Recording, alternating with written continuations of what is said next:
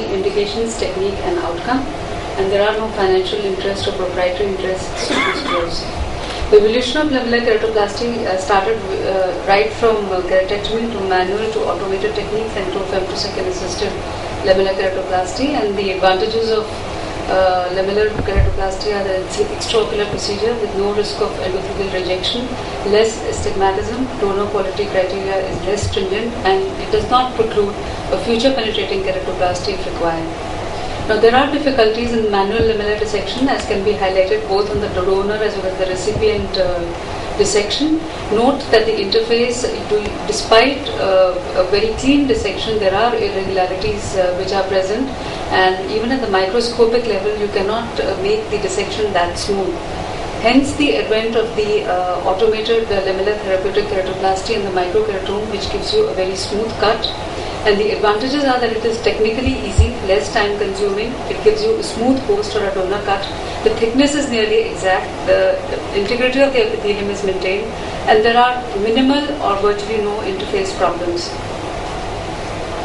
The indications for ALTK in literature to begin with was keratoconus, but then these have been extended to superficial corneal dystrophies, band-shaped keratopathy, spheroidal degeneration, trichomatous keratopathy, post-trauma or healed keratitis, post-refractive surgery scars, and Salzmann nodular degeneration.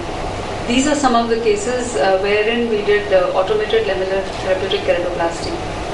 The contraindications include lid abnormalities of very small palpebral aperture because the microkeratome does not go into the palpebral aperture, severe dry eye, collagen vascular disease, compromised endothelium or healed hypops. The preoperative evaluation consists of determination of the visual acuity, refraction, the slit lamp microscopy, which should document the depth and the extent of the corneal opacity, the corneal topography, the specular microscopy, and the most important, I think, is the ultrasonic pachymetry to determine the corneal thickness, because that determines what depth of microkeratome you are going to, what head of microkeratome you are going to use. So a 9-point ultrasonic pachymetry is very useful, and you know which is the thinnest part, and accordingly you will plan which microkeratome head to use. The microkeratome moves at a speed of 30,000 cuts per minute, has high power turbine so that a smooth keratectomy is obtained.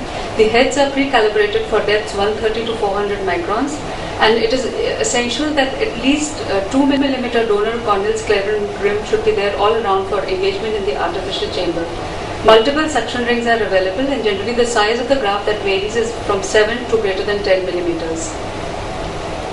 Now, it is always useful to do the donor dissection first in these cases, and this is the microkeratome which is being used. A 350 microkeratome head is generally what we use for the donor, and a 250 for the recipient. And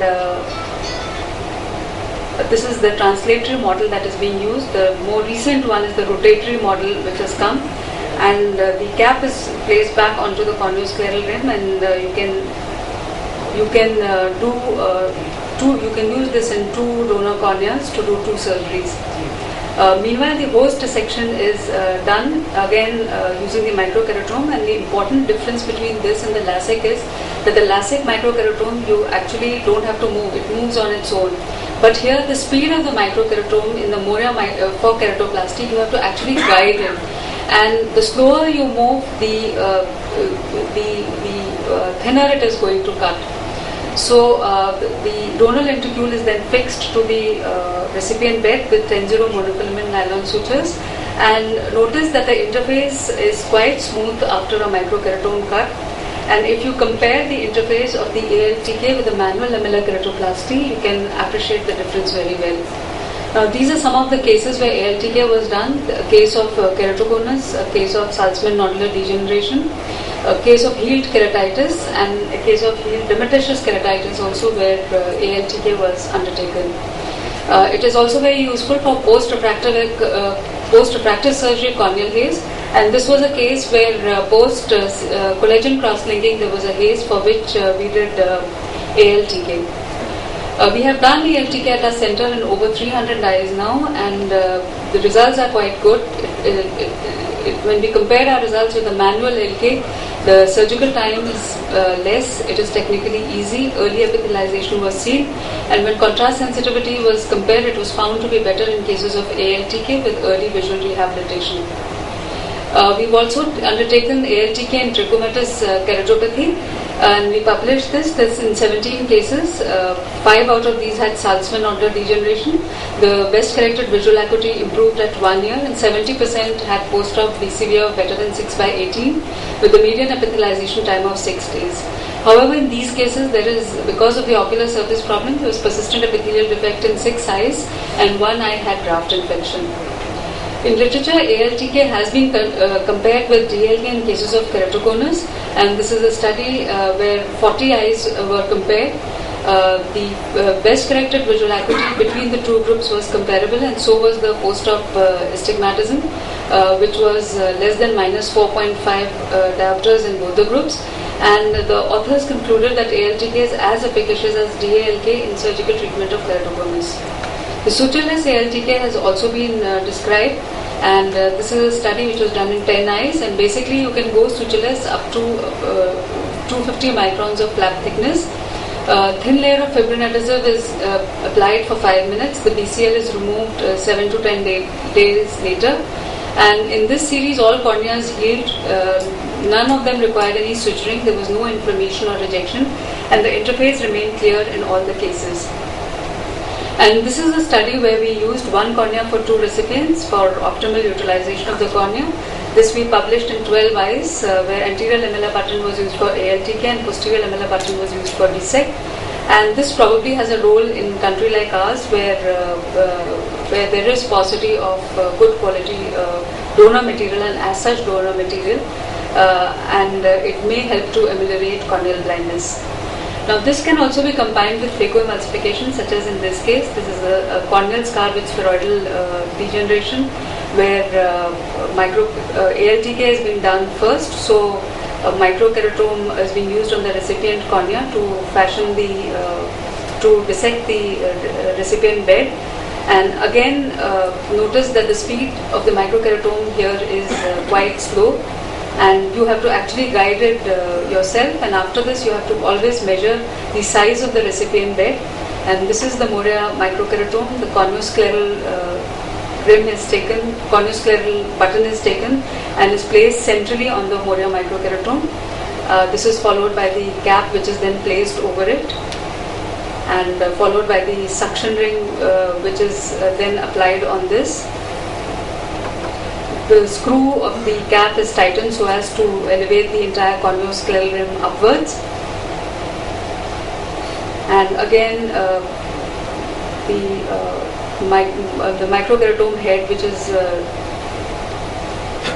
350 microns, is being used to fashion the donor lenticule. Now, before placing this on the recipient bed, phacoemulsification is done just as one would do routinely. A little caution is required in making the wounds, because now you have a little less tissue over your MVR blade as well as your main port, over your main port incision. And because some amount of corneal haze may still be present, so it is always better to stain the anterior capsule with the trypan blue dye. And phacoemulsification is then done, followed by irrigation aspiration and foldable intraocular lens implantation. And when you do these steps, always place some viscoelastic agent on the bed so that the cornea appears smooth. And this is followed by the anterior lamellar button, which had previously been fashioned, and 10-0 monofilament nylon sutures are then applied.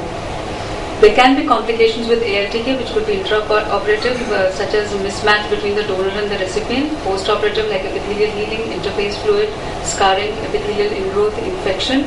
And there are limitations because it is machine dependent. You cannot undertake it in very thin corneas because there may be perforation, and cannot do it in deeper scarring cases which have deep scars, and of course it costs a lot. This is a case which had a problem in epithelialization.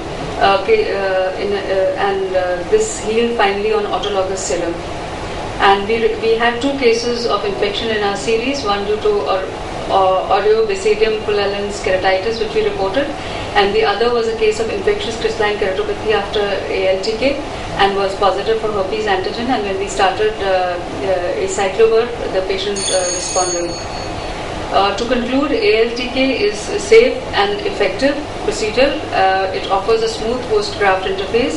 The visual outcomes are comparable to penetrating keratoplasty and the ALK, and it is an expensive equipment, and there are depth-related issues which need to be sorted out. Thank you for your attention.